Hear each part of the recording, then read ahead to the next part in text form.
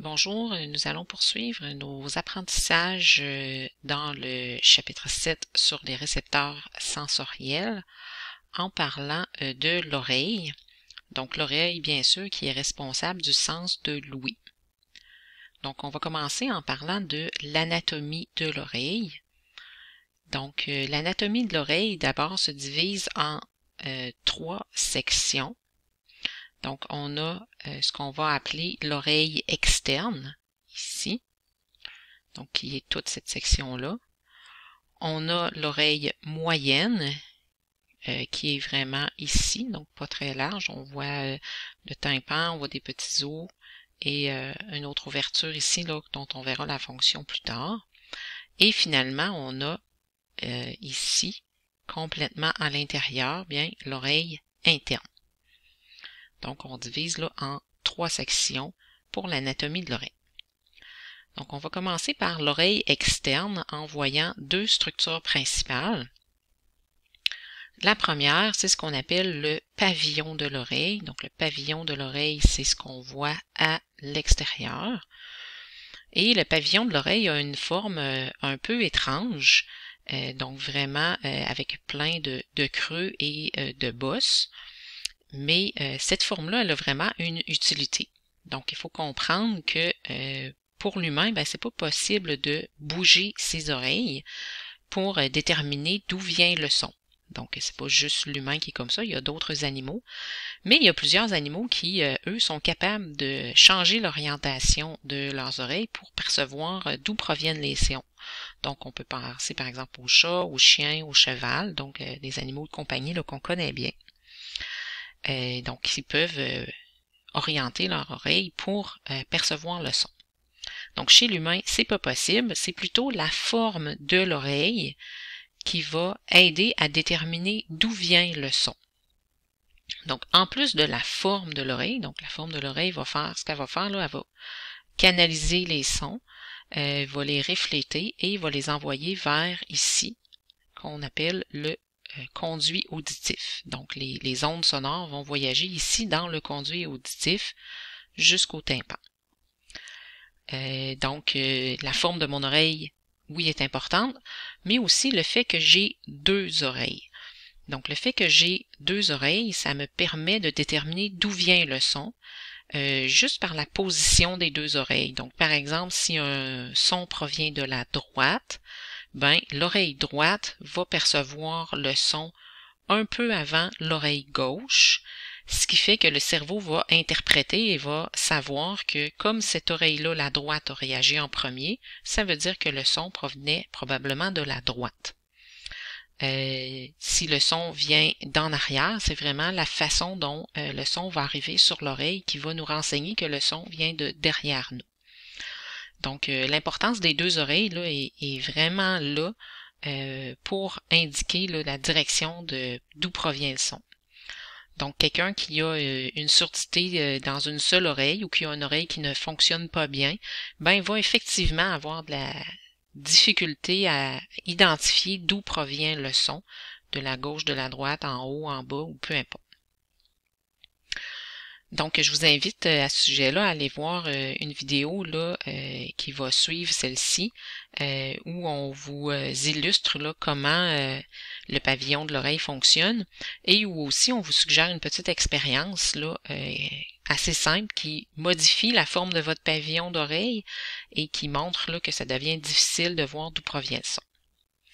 Il y a 2 autres parties aussi qui sont identifiées dans l'oreille externe, qui ne jouent pas de rôle dans l'audition, mais qui protègent le tympan. Ce sont les glandes à cérumen, qui sont ici dans la paroi, et les poils. Donc, les glandes à cérumen, c'est ce qui produit ce que vous appelez communément la cire d'oreille. Donc, ça vient, ça, avec les poils, là, capter les poussières. Pour empêcher là, que les poussières rentrent dans le conduit auditif et aillent endommager le tympan. Donc, c'est les structures là, de l'oreille externe. On va également compléter là, en lien avec ça le tableau plus bas, où on a donc la partie de l'oreille externe. On a les 2 structures Donc, le pavillon dont le rôle est de capter les sons. Et le conduit auditif dont le rôle est d'acheminer les sons jusqu'au tympan. Donc, c'est un peu comme dans les autres chapitres, on va vous demander d'apprendre par cœur les structures. Donc, on peut s'ajouter un petit cœur ici.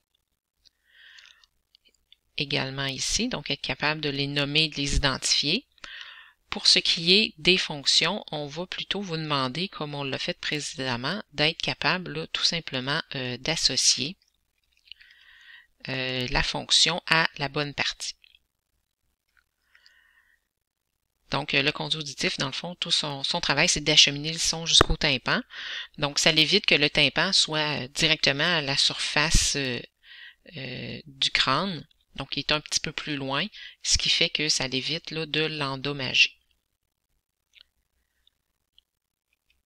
Donc, la deuxième partie, on va parler de l'oreille moyenne.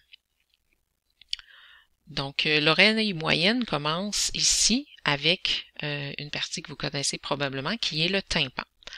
Donc, le tympan, c'est un peu comme une membrane de tambour. Lorsque les ondes arrivent dessus, le tympan se met à bouger, à vibrer. Et ça va entraîner le mouvement de trois petits os qui sont ici, qu'on appelle les osselets. Donc, ils ont des noms d'outils à cause de leur forme. Donc, on a ici le marteau, l'enclume et l'étrier. On voit que l'étrier a vraiment la forme d'un étrier qu'on utilise là, en équitation. Donc, ces osselets-là, leur rôle, ça va être d'amplifier les ondes reçues par le tympan, donc à cause de leur structure, mais aussi à cause de la petite taille de l'étrier. Donc, le tympan est très grand et l'étrier est petit. Donc, ça va avoir pour effet d'amplifier le mouvement qui était d'abord produit par le tympan. Le tympan et les osselets donc sont dans l'oreille moyenne, avec aussi également ce qu'on appelle ici la trompe d'Eustache. Donc, vous voyez ici, il y a un canal. Donc, ce canal-là vient s'ouvrir jusque dans la bouche. Donc, c'est un très petit canal, mais il va permettre une entrée d'air. Donc, on se rappelle que le tympan, comme je viens de dire, c'est une membrane. Si la pression d'air change ici à l'extérieur, si elle change brusquement, par exemple quand on prend l'avion, ou même parfois en voiture, si on descend rapidement une côte, on va sentir que la pression change ici dans le conduit auditif, et ça va faire que la pression ici n'est pas égale à la pression de l'autre côté de la membrane. Donc, pour que ce soit possible d'égaliser la pression des deux côtés, ben, il va y avoir une ouverture ici dans la bouche. Et si on fait entrer de l'air dans la bouche, par exemple en bâillant, ben, on va sentir que la pression s'égalise. On sent un genre de petit pop à l'intérieur. Ben, c'est que les pressions se sont égalisées de deux côtés du tympan. Donc, la trompe d'Eustache là, va permettre ça. Donc, on va aller compléter le tableau en bas sur les structures de l'oreille moyenne. Donc, l'oreille moyenne inclut le tympan et les osselets qui vont amplifier les sons et transmettre les vibrations. Donc, c'est vraiment un rôle d'amplification et de transmission des vibrations sonores. L'autre partie n'a pas un rôle dans l'audition.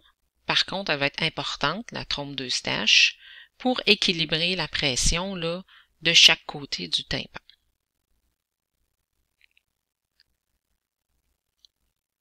On va terminer avec les parties de l'oreille interne. Donc, lorsque le tympan bouge, les osselets bougent et on voit ici l'étrier.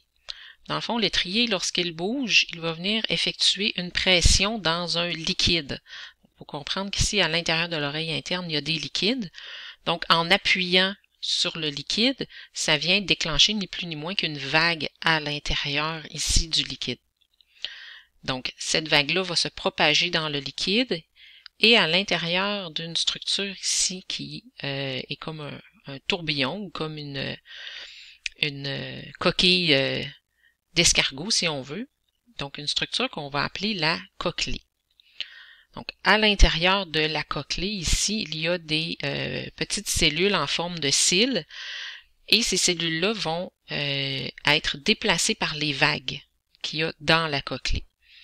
Et c'est ça qui va déclencher l'influx nerveux. Donc, il y a à l'intérieur ici des petits cils qui bougent sous l'effet de la vague et qui déclenchent un influx nerveux.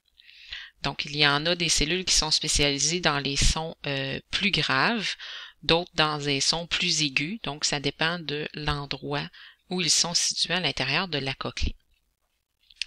Donc, lorsque l'influx nerveux est déclenché par les cellules, bien, ça va envoyer un message, donc un influx nerveux, qui va voyager dans le nerf auditif jusqu'au cerveau. Donc, on se rappelle que pour que j'entende, ben, il faut que le cerveau ait reçu l'information et puisse l'analyser. Donc, le cerveau ben, va essayer de faire du sens avec ce que vous entendez. Donc, il y a une partie ici aussi qui est comme l'entrée de la cochlée qu'on va appeler le vestibule, donc qui contient aussi du liquide. Et il y a une dernière partie ici qui est en forme d'anneau. Il y en a 3. Ce sont les canaux semi-circulaires. Donc, les canaux semi-circulaires, on voit qu'il y a aussi des nerfs qui sont dessus, mais ce n'est pas le nerf auditif, c'est un nerf différent. Et ces structures-là, dans le fond, vont informer le cerveau sur la position de la tête par rapport au reste du corps. Donc, il y a du liquide aussi ici à l'intérieur et ça va renseigner là, sur la position. Est-ce que je suis à l'horizontale, à la verticale? Est-ce que je suis en train de me pencher? Pour informer le cerveau là, sur la position de la tête. Vous avez peut-être déjà été étourdi. Donc ça, c'est à cause des canaux semi-circulaires. Il faut comprendre que lorsque on tourne sur soi-même ou on est dans un manège et on tourne très longtemps dans le même sens, bien le liquide qui est ici à l'intérieur est entraîné par cette rotation-là.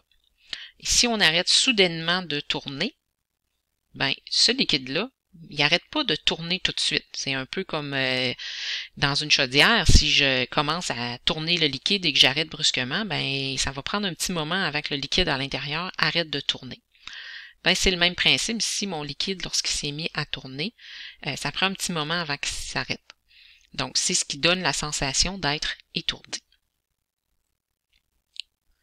Donc, on va aller compléter en bas de page le tableau sur les parties de l'oreille interne. Donc, l'oreille interne ici, qui comporte le vestibule et les canaux semi-circulaires. Donc, ils vont, eux, transformer l'information sur la position du corps dans l'espace. Donc, c'est pas un rôle au niveau de l'audition, mais plutôt au niveau de la position du corps. Tandis que la cochlée, elle, va transformer les vibrations sonores en influx nerveux. Donc, c'est vraiment ici, là, le rôle auditif de l'oreille interne. Donc, ça complète cette vidéo sur l'anatomie de l'oreille.